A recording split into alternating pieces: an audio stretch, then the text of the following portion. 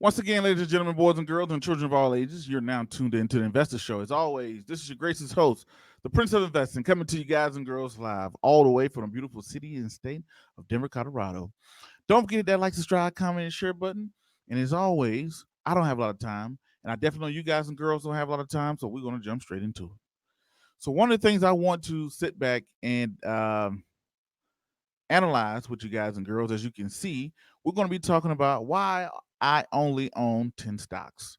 So the first thing we're going to get into, we're going to talk about diversification. We're going to talk about edge, sectors of the market, and we're going to listen to a clip of Warren Buffett on diversification that changed everything for me. And we're also going to talk about index funds too. So the big thing that I wanted to bring up on that, ladies and gentlemen, was I used to, I'm currently a asset management specialist student, right? And doing an asset management specialist, they always talk about diversification. Hey, make sure you diversify. I know people who own 30, 40, 50 different positions in their portfolio or whatever the case may be, and that's fine. So it was all fine and dandy. We're taught the education system. If you go through school with financial education, if you get in a Series 65 or any type of investment license, any type of education on investment and finance, you're always taught to diversify, spread out over different markets, diversify, all of the great stuff. So it was one time when I watched the clip and I learned about diversification. So before I get to that, if y'all catching it live, don't forget to say hey to everybody, hey out there. Oh, Thomas Freeman, how you doing today, sir? Thank you for tuning in live. I'm live here on Facebook and going to be doing a premiere back on YouTube for the people that are catching this live on YouTube right now or that will be watching this video. So here we go. The first thing I want to get into is diversification versus diworsification. Hopefully, I didn't spell that wrong, but I think it came out pretty good. Diversification versus diworsification. And when you hear this terminology, diversify. We always talk when you got that stock portfolio, hey, make sure you got some real estate, make sure you got some healthcare, make sure you got some tech, make sure you got some energy, make sure you got some communications, utilities, consumer staples, everybody. You know why? Why you taught to diversify? We're taught to diversify to lessen our risk. Lessen your risk by diversifying. So like look at Uber for example. Nobody's taking rides, but guess what? Everybody's using Uber Eats. Well, I'm not saying everybody, but people can use Uber Eats. So diversify. Makes sense, right? But what is diversification? What is diversification? What does that mean? Right? And when people say diversification, we want to know greetings. What's going on? What's going on there? What's going on, Mario? So what's good, King? What's going on? Now, the problem is when we get down to diversification. What is diversification? There is a concept of when you over diversify. What does that mean? For prime example, I know a bunch of people who own Southwest Airlines, they own Delta Airlines, and they own uh, American Airlines. You ask yourself that question. If you already have the airline sector, if the airline sector get hit, that whole portfolio goes down. So something they like to call correlation efficiency. How much do these companies correlate? Hey, I have Walmart, I got Target, I got Apple, Microsoft, and I have American Airlines, United Airlines, and whatever the case may be. If you look at that, you notice, hey, Walmart and Target are in the same sector. Apple and Microsoft are in the same sector. American Airlines, Southwest Airlines, all those companies are in the same sector. So a person could think they're diversifying, but really they're centralizing if they do the research, right? Hey, I own the airlines, and plus I own Boeing. If you do your research, you'll find out guess who's buying the airplanes from Boeing? Airlines. And guess what? As soon as the airline industry got hit, so did Boeing. So your whole portfolio is not that diversified. Now, what changed my mind on the world of diversifying? I'm going to play a clip here. I want you guys and girls to tune in very good. I always go to the greatest investor of all time, Warren Buffett. I went and saw this is a clip I came across a couple years ago. And when I saw this, it changed everything. Give me one second.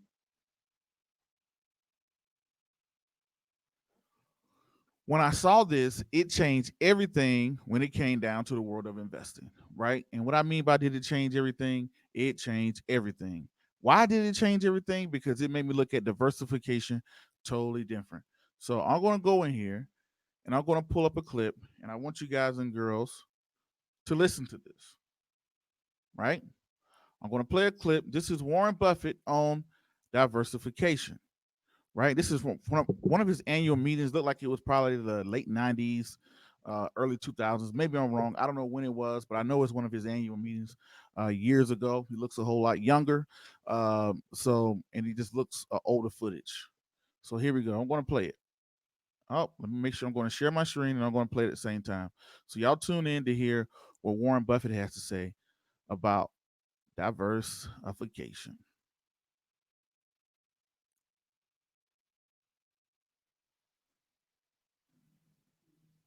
We think diversification is, as practice generally, makes very little sense for anyone that knows what they're doing. Y'all give me 1 second. Give me 1 second. Let me make sure I turn it up. Make sure I got the right audio. I forgot to switch over my audio. Here we go. Make sure y'all got it. Here we go. I'm going to play it again. Take it back.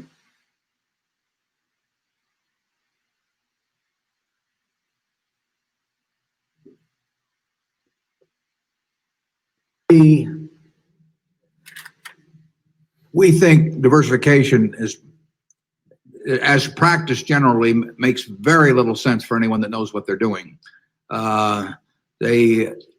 Diversification is a protection against ignorance. I mean, if you want to make sure that nothing bad happens to you relative to the market, you own everything. There's nothing wrong with that. I mean, that is a perfectly sound approach for somebody who does not feel they know how to analyze businesses.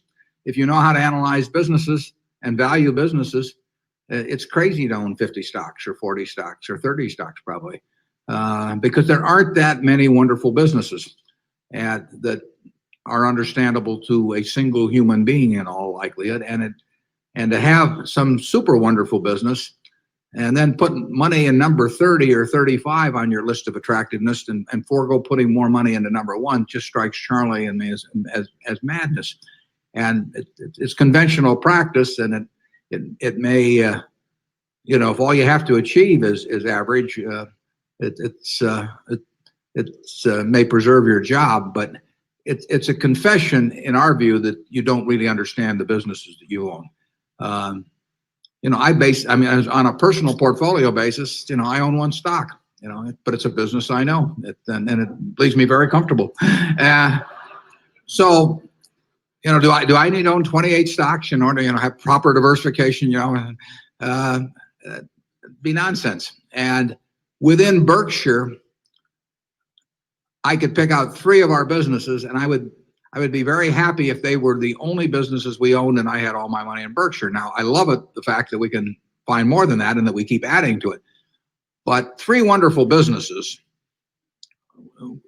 is more than you need in this life to do very well. And all right. So there you go, guys and girls and children of all ages. Oh, turn this back on. My microphone back on.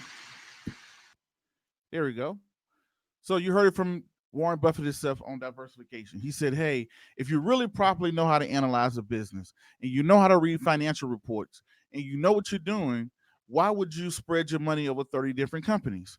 If you knew 3 companies that you knew very well and you analyzed it, you knew what you was doing very well, why would you own 30, 40 different companies? He said that's a classic example if you don't know what you're doing. And he said most people that do that are people who are doing that because they don't know what they're doing. For a prime example, they want to sound smart or whatever the case may be. Y'all give me 1 second here. Okay. Oh, we got Kev, so I'm finally catching it live, Facebook Live. No problem, Kev. Nice to see you. Yeah, what's going on, Kev? So y'all give me 1 second. Let me I forgot to bring my charger. Give me 1 second.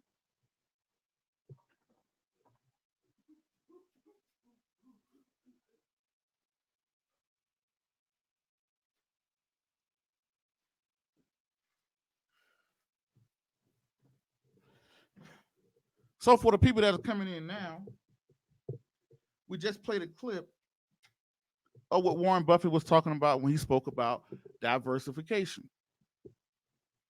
Right? And when he said that, he was saying, hey, look, if you really know what you're doing and you know how to analyze a business, why would you diversify? If you know 5 companies very well, why would you diversify? People that diversify is like, hey, let me own a little bit of everything to lessen my exposure, right? So this is one of the things when I heard that, I said, wow, that makes a lot of sense. Why do I need to own 30, 40, 50 companies? Why can't I sit back and pull out 10? Stick to 10. Now, you heard Warren Buffett say that, hey, you only need 3, right? Well, I mean, that's to each his own. But I say, well, why not analyze the 10? People send me their portfolio, and I see people in their portfolio have 100, 200 stocks. So why not centralize in what you really know and focus on that? That's pretty much what he was saying.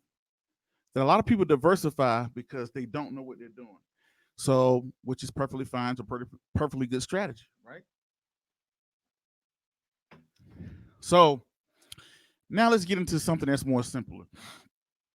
When you break it down, there are only 11 sectors of the market. If you know what those sectors are, comment. But there's only the stock market only breaks down to 11 sectors. So if you own 20, 30, 40, 50 stocks, it's a great indicator that those sectors could be connected in somehow, right? So let's look at the sectors of the market. You got financial, industrial, technology, healthcare, consumer distribution, material, comms or communication, energy, real estate, consumer staples, utilities. Now you have some breakouts in there with like transportation, or you may can say cyber or whatnot, but cyber is kind of thrown in with technology, right? So that's the thing about it. You have other subsectors, but those are your major sectors of the market. So a person may go in and say, well, you know what? Let me get the top stock in every sector. If you do that, you might as well just get an index fund, right?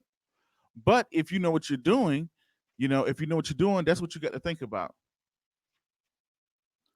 All right, let's see what Kev said. Thoughts on Zoom? I got in around March, and man, I'm tempted to unload. This is the thing I don't like about Zoom. When I look at it, I haven't really looked at the Kev. I haven't looked at the fundamentals of the company. But this thing I don't like. I don't like hot stocks that start to run up at a good time. For prime example, people will jump into, oh wow, Zoom is a good business. It's doing very well. But guess what, Kev? Guess what just happened? Facebook itself just came out and created a competition. That's what's going to happen. Instagram is going to do that. Facebook is going to do that. What's stopping from other companies from Microsoft have telecommunications? All it's going to do is bring in more competition. And from what I know, Zoom is a one-trick pony, and that's not somebody I want to play with, right? I will have to look into that space to see the top thing, but I don't like fads. I feel like it's a fad that is easy to jump into. As you saw, Facebook is created where you can create your own groups in Zoom. Microsoft has something. I won't be surprised who else comes out with one either. Twitter or whatever the case may be. So, yes, hot stock, good time for telecommunication. But I know television station shows that I shoot. I've used Zoom, but I'm not crazy about it. The market is too competitive. And I haven't done the finances on it, but that's my quick thinking of why I never really ran the Zoom. Maybe a hot time for it. Then once the economy opens back up and this pandemic and all the riots slow down and towards the fall year, where will Zoom be? Will it still be relevant? Right? So, because right now, Facebook has billions of users. Zoom, how many users does Zoom currently have subscribed to it? So Facebook does everything to keep you here. It got Facebook Marketplace, it got the Facebook Store. It's doing everything to keep you here. So I wouldn't be too crazy on that myself. So when you look at these sectors, when you look at the sectors of the market, if you own stocks, it's very, if you own 30, 40, 50, 60, 100 stocks or whatever the case may be, it's a strong indicator of you saying, hey, I don't know what I'm doing, so I'm going to go all over the place. Because if you knew of your heart of hearts, Apple is trading for $300, and if I knew in my heart of hearts Apple was going to be $1,000 by the end of the year, I would put everything I owned in the Apple. But I don't know that, right? So guess what? You don't put everything into it. Why don't you put everything into it? Because of that. Kev said, interesting, thanks. I may do stop limit. Trailing stop. Remember that. Trailing stop. A trailing stop works when you have a stock. right? And you're saying trail it by 1%. If this stock drops more than 1% or 2% or 3%, get me out. A trailing stock might be the way to go. So as long as the stock is going up, you can stay with it. But if it drops more than 5%, you can put a trailing stop in there to sell. So that's the thing that we have to look at, right? When we look at the world, when we look at the world of investing, the market is only broken down into 11 sectors. I'm sorry about that, 11 sectors. So what I'm saying is that why is that important? Because a lot of the things that you're investing in, you're probably investing into the same market twice. Like, oh, I own Apple and Microsoft. Okay, those both are in technology. I own Bank of America and JP Morgan. Those are both in the same sector. I own Southwest and Delta. Why not just find the best airline company you know and pick Southwest and move on, right? I'm not saying that's the best one, but you pick one or Delta or whatever it is, right? Now, here's the thing. This is another thing about diversification. Everybody that's tuning in has an edge. This was a concept that I got introduced by Lars Kroger, hedge fund manager. Lars Kroger, this book here called Investing Demystified. I probably put the link to this book below. He's been on the show once or twice. Hedge fund manager, Harvard guy uh, for a long time, and he sits on the board for a couple of hedge funds. So the thing he broke out in his book is called Edge. And he pretty much stated that, hey, look, don't buy a stock, buy an index fund unless you feel like you have an edge on the market. If you know something very well, because hey, you're in the military and you know about cybersecurity, or you work in the music industry, you know about Disney and entertainment industry, you know about Disney, you know how the competitive advantage of Disney, or if you work in the beverage industry and you know about a new drink company, or the retail industry, you heard about this thing called Amazon, or you're a social media agency, you know about this new company out called, I don't know, TikTok or whatever the case may be, then don't invest. Don't buy a stock, buy the index. Buy the index unless you feel like you have an edge over what the market already knows. This is a concept called efficient and inefficient markets, right? An efficient market theory believes that the market has already priced everything in. They just a person who will probably go buy index fund, forget about it. An inefficient market theorist is someone who believes the market is not efficient and that some things are very undervalued, right? And the only way you're going to know something very undervalued unless you have a edge, having a edge over everybody else.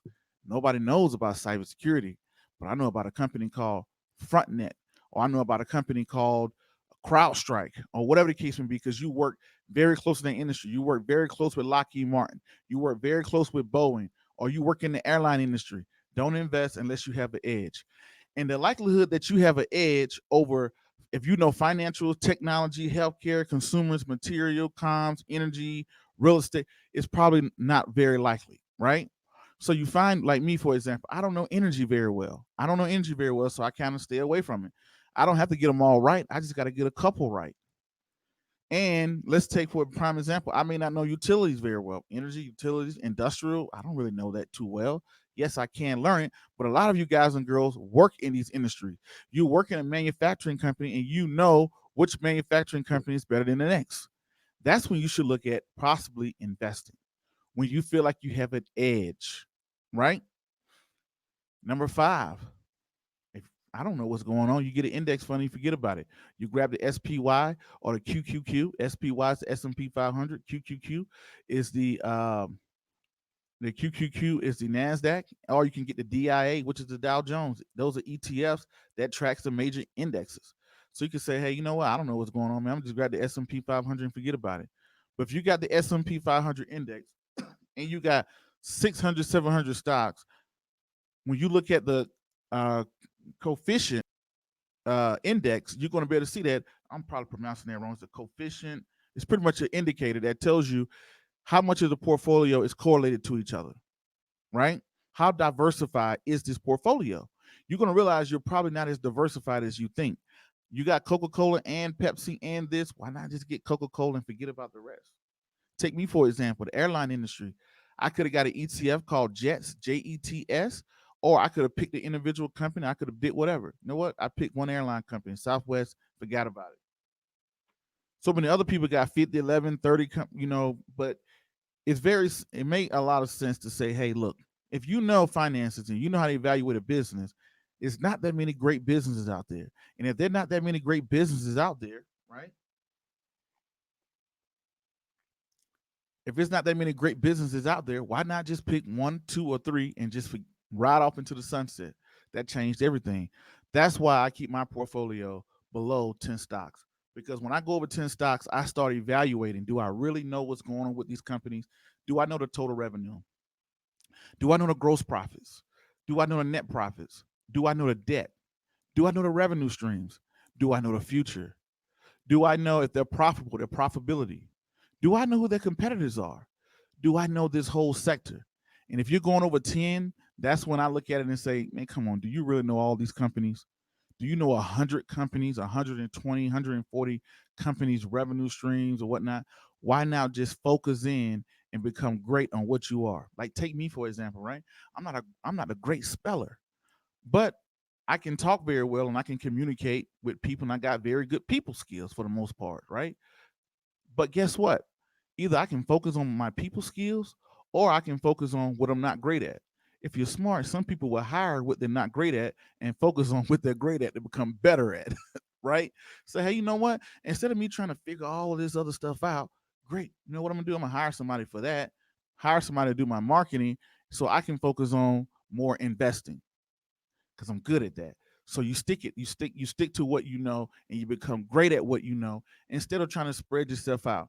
It's like that old saying says, "The jack of all trades, master of none." So master a couple companies that you know very well, and while you're mastering those companies, of course, better ones going to come out, new ones are going to come out. Everything. Oh, you know what? Boom, we got the marijuana industry. Boom, we got cryptocurrency industry. We got all these new industries that's coming out. You got new companies and other stuff like that. But you master one, two, or three, and just be good at that. Like, hey, you know what? I mean, I have the best people skills in the world, but this is what I'm great at. I can hire somebody else to do something else.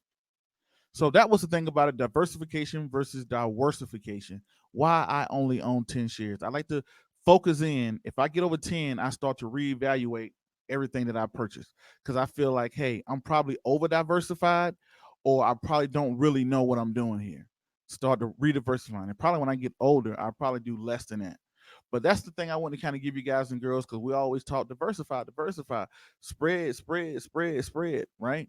And then you can see where, hey, Warren Buffett made me think, and Charlie Munger made me think of diversification totally different. They said when somebody really diversifies, it's probably they don't know what they're doing, and they're trying to spread everything out so it can save their job. So I said, you know what? Hone in on what you know best. Some of you ladies and gentlemen work in retail. Some of y'all work in beauty supplies. Some of y'all work in social media marketing. Find the best companies in your field and focus on those because once you go over 10, learn everything about them. What are the revenue streams? Do they pay dividends? Who are the officers? How are they managing their debt? Is the debt increasing or decreasing? What's the property? What's the cash flow like? Is it a profitable company? Is it a non-profitable company? What do you know about this company? Who are the competitors?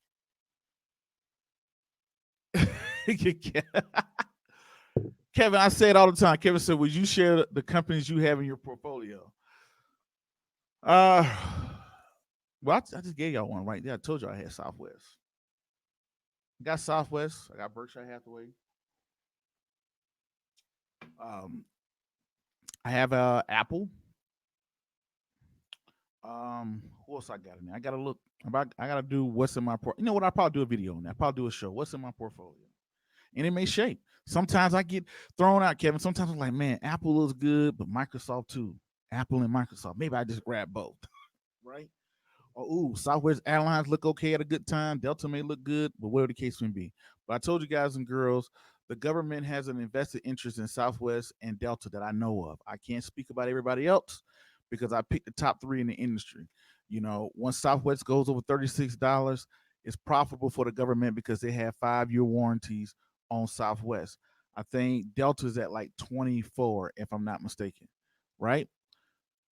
Wayne says, finally got on the live. Man, no problem, Wayne. I know I'm pretty sporadic when I do the live. I just like, hey, I'm going to do this live. I got to go do this or whatever the case may be. But today's topic, let's do a quick recap. We talked about diversification, right? First thing we talked about was diversification versus diversification. Sometimes diversifying is cool, but sometimes you can over diversify. Because if you have more than 10 stocks in your portfolio, 20 or 30, you got the S&P 500, you got the NASDAQ, you already got tech exposure. But on top of the NASDAQ, you got Apple, you got that. And I find myself guilty of it sometimes. But once you get over 10 stocks, you got to reevaluate yourself and say, man, do I really know what I'm doing? Do I know everything about these companies? Uber is another one, Kev. You asked me, Uber is another one. That's my little risky one to see if it makes it or not, or whatever the case may be. So um, that's the way I look at it. When you look at, I do have Google. Wesley does have Google. I do have Amazon, right? So you look at when you diversify. Are you diversifying or you are over diversifying? You can over diversify. Why over diversify when you can get the best in the industry? Why get so many retail? Why go get, I don't know, Amazon and uh Alibaba plus, I can't think who was in the e-commerce space. Why not just get Amazon? That's it. I'm done with retail. Move on. The second thing we talked about, the second sector, was we played a clip from Warren Buffett. Warren Buffett was the one that changed my whole outlook on the word diversification. As I've gone through school, y'all know I got my associates, my bachelor's, my master's, Series 65, Series 63, accredited financial counselor, life insurance and health insurance. And, the list just goes on. Certified financial educator. Now I'm in school for AAMS. So, and I always was taught diversifying, learning how to use a bell curve, seeing all this, doing all these different formulas, how diversified is the portfolio or whatnot, right? So, and then I heard Warren Buffett speak on it, and he spoke about why diversify if you really know what you're doing. The only people that diversify are people who are trying to spread out their risk because they don't know what they're doing. Not saying it's a bad thing, but if you really knew how to analyze a business, why not just put all your eggs into that one, two, or three companies? And he said you only need like one, two, or three to do very well in this world. So changed my whole outlook on it. Number three, we talked about the sectors of the market. The sectors of the market. The market only breaks down to the financial industry, industrial, tech, healthcare, consumer discretionary, market, material, communication, energy, real estate, consumer staples, and utilities. The market only breaks down into 11 sectors. So if you got a stock in every sector, you might as well just get the S&P 500 index and forget about it, right? And the only time you should buy outside of that, what's made by this book, Invest and Demystify, Lars Kroger, is if you figure you have an edge. If you think you know more than the market knows about a particular sector and you feel like the market got it wrong, that's when you should buy the company. If you feel like you have an edge. Hey, you work in public safety and you know about utilities, maybe you should look into the utility industry. You may have an edge over the average Joe Blow. I don't know that much about utilities. I don't know that much about the what you call it industry either. The industrial industry or materials industry, right? So, but I do know some things very well. So stick to what you know, right? Number five, Prince, this is too much for me. Just get an index fund. Forget about it. All right. So, homeless again. Wayne says, "Did you hear about Delta buyout? Who's buying them out? I didn't hear about that. I did not hear about that. Y'all let me know what y'all. I did not see anything about Delta before I got on live.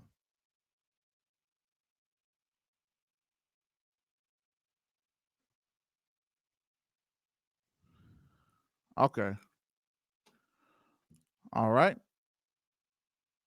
So I didn't hear about a Delta buyout. I gotta look that up. Kevin said, I do like KL with dividend payout, but price seems to be up there already. Is it worth jumping into KL at uh point in time? I think KO is still a buy. KO is one of the top brands in the world. Coca-Cola, what KO is, ladies and gentlemen. That's one of the top brands in the world. That's one of the top five brands in the world. They can raise the price of Coca-Cola by 10 cents and nobody would even blink an eye. Very few companies can raise their price by 10% and nobody will blink an eye. Right? People will be like, oh, soda costs what, $1.70 or whatever. Okay, that might be a little pricey, but move on, right? So no, I definitely think it's a great buy. It's one of the most solid American companies out there. And it's a consumer staple. People are drinking Coca-Cola while they're riding. People are drinking Coca-Cola while the coronavirus is going on, people are drinking Coca-Cola when the economy is doing well, and people are drinking Coca-Cola when the economy is doing bad. So that's one of the most, that's a big consumer staple that's out there. Ooh. So I'm gonna look. I'm definitely. I gotta get out of here. I gotta get running. Thank you guys and girls for tuning in. I'm definitely gonna look into this Delta buyout thing, and into the next video, podcast, cartoon, or whatever else y'all see me do around the globe. Peace. Be safe. Man, I got a little afro going on too. I'm out. Thank you.